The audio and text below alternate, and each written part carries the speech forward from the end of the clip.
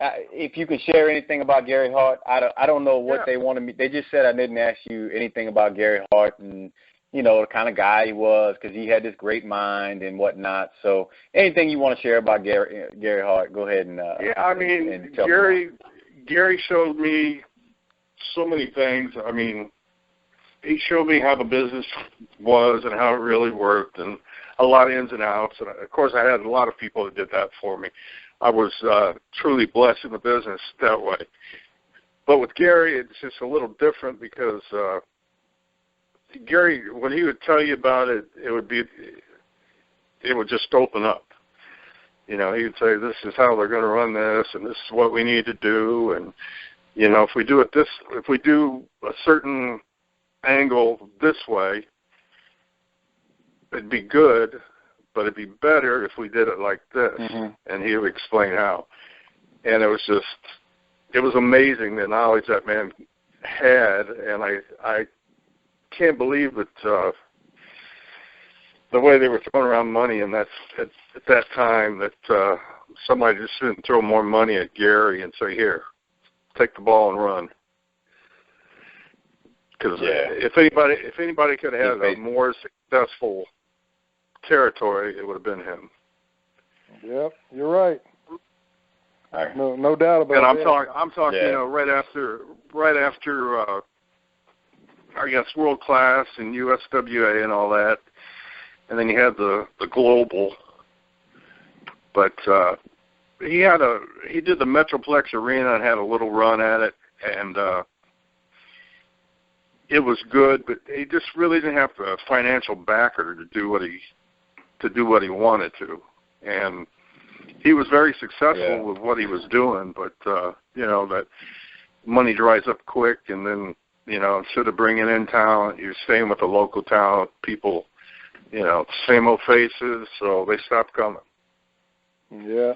The thing about Gary was I traveled a lot with Gary because he was my manager, but man, it wasn't just, you know, I mean, he was a genius about wrestling, but other than that, he was just an all-around, well-read person. You could talk any subject. It didn't have to just be wrestling. He could talk, you know, hours on any subject you wanted to talk about. Civil War, it didn't matter. He knew everything, you know, and on road trips, you know, that's what we'd do. We'd just we'd talk about every subject up and down the line, you know. It was very, very seldom we talked about wrestling, but he was an intelligent man, you know. People may not know that about him, but he was well read. Amazing. And when I was there with him, he was one of the few managers that I ever had. I had a lot of managers in my career. He was one of the few that actually would go into the office and suggest angles to try, you know, because if I make money, that means Gary's making money. Right. He would go to Fritz. He wouldn't, you know, just go to Ken Mantell was the booker, but he wouldn't go to Ken. He'd go straight to Fritz because, you know, him and Fritz was, you know, tight with each other. So he goes straight to Fritz and go, man, I got this angle, you know, why don't you have one-man gang and Kerry Von Erich do this or that on TV? And, I mean, you know, so he'd go in there and promote angles, and of course it would come back to me, and I would get to carry it out, and then, you know, me and Gary would make good money. He'd do that all the time, you know, trying to do that for me. So, you know, managers usually didn't do that. I didn't have really any that did that. He was the only one that ever went in and talked, you know, and did that. Would actually go to bat for you. Exactly. Yeah. Most managers just went with the program, whatever was going on, you know, they just wrote it out and took what they took, you know, but Gary went in there and spoke up, you know, tried to get some angles going to keep you in the mix so you wouldn't be pushed down, you know. He wanted to stay up in those main events. So, you know, to me, that's a very smart businessman. Yep, absolutely.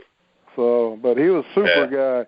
I knew him, his family, his wife, you know. I knew all of them, you know, and man, he was such a nice man, you know. I'd pick him up at where he lived at, and we'd make our road trips and talk away, you know, forever. Man, when I heard he passed away, I couldn't believe it.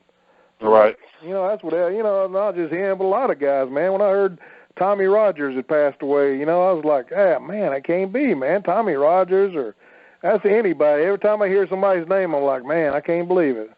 Right. You know, it's just horrible.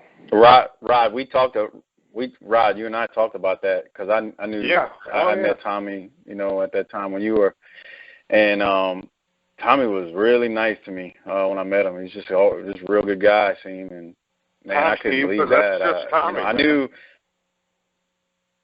I knew he was, you know, he like wasn't in there. He had, you know, some different things going on, but you don't expect somebody as young as he was to just, you wake up and you're like, here he passed away.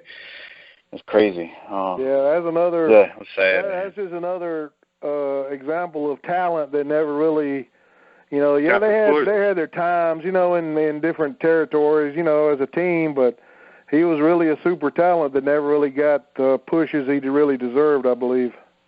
Right. You know, that's what I think anyway. You know, they were great as a team, but I mean, he could really do it as a single too, and never really got that chance to prove it.